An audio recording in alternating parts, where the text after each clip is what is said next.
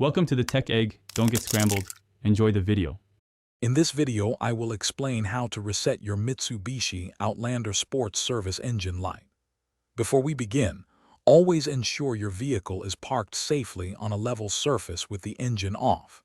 You'll need a 10mm wrench or a socket set for this task.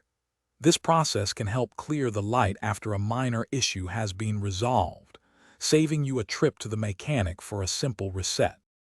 Now, let's move to the engine bay. Locate your vehicle's 12-volt battery. Using your 10mm wrench, carefully loosen the nut on the negative battery terminal. This is usually marked with a minus sign.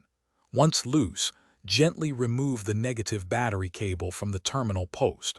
Always handle battery terminals with care to avoid any sparks or short circuits.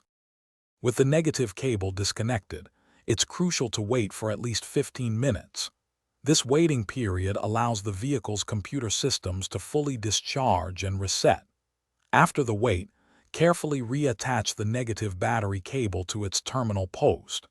Ensure it's seated properly, then use your 10mm wrench to tighten the nut firmly, making a secure connection.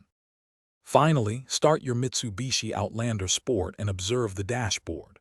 The service engine light should now be off. If it remains on, there might be an underlying issue requiring professional attention.